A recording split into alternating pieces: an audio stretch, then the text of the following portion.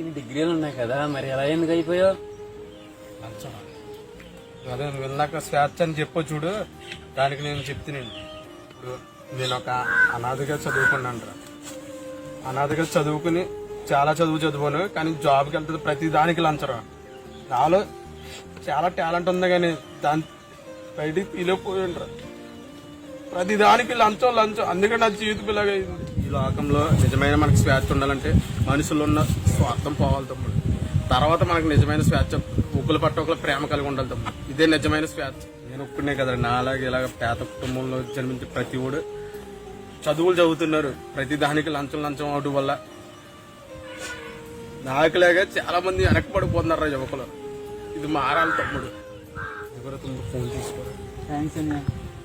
ఇంకేరా, ఇది నా జీవితం. వద్దనయ్య, మార్చకూడదని అది జీవితం ఇంకా పాడైపోలేదనయ్య. నిన్ను జీవితం మార్చే దేవుడు ఏసై ఉన్నాడనయ్య. రానయ్య, నిన్ను దేవుడు మార్చుతాడు ఖచ్చితంగా. మా దైవజనులు ఉన్నాడు, ఖచ్చితంగా తీసుకెళ్తాం. రానయ్య. నిజమైన తమ్ముడు. ఓకే అన్నయ్య, నిజమైన.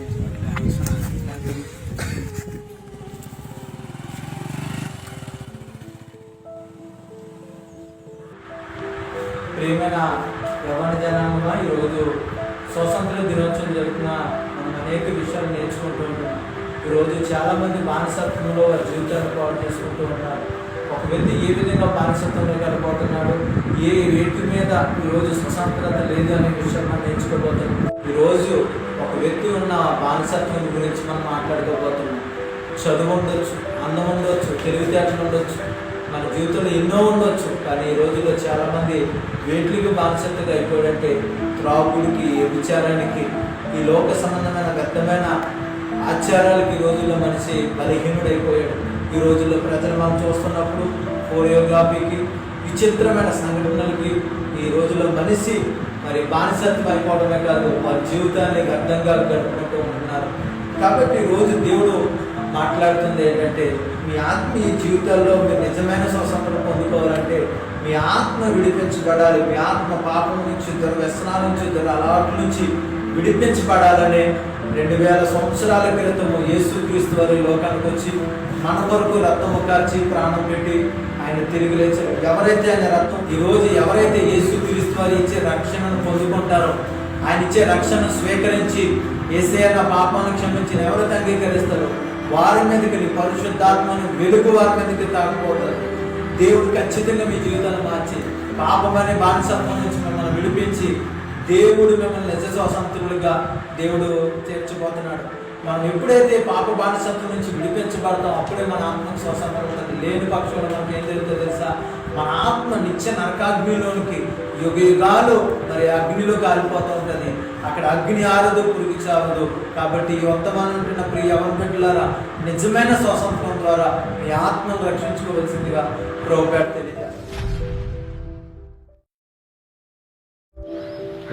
హలో అని ఎలా ఉన్నారా? నా జీవితం చాలా బాగుందిరా. ఏసే నన్ను కాపాడాడు. నిజంగా నాకు ఇంకో జీవితం ఉందని ఆ దైవజనులు చెప్పాక నాకు అర్థమైందిరా. నాకు నిజమైన స్వతంత్రం దేవుడు అనుగ్రహించాడు రా. ఈ జీవితం ఇంకా దేవుడికి అంకితం రా. నిజంగా దేవుడికి పాదాభివందనం రా. ఈ లోకంలో డబ్బు, చదువు, అందం, ఉద్యోగం, గొప్ప పేరు కలిగి ఉండి అన్ని రంగాల్లో విజయం పొందుకోవడం, వ్యాపారాల్లో, వ్యవసాయాల్లో అధిక లాభాలు పొందుకోవడం, వీటన్నిటి ద్వారా స్వతంత్రులను అనుకుంటున్నారు. ఒకసారి గమనించండి.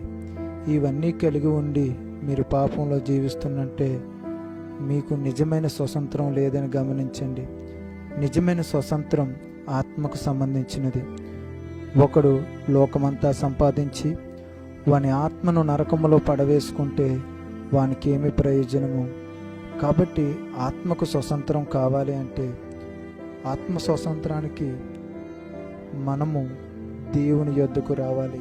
మనం సృష్టించిన సృష్టికర్త అయిన యేసుక్రీస్తు వారిని సొంత రక్షకుడిగా స్వీకరించి ఆయన రక్తములో మన పాపములు కడుక్కొని బాప్తిసం పొందుట ద్వారా ఈ స్వాతంత్రాన్ని మనం అనుభవించగలుగుతాం.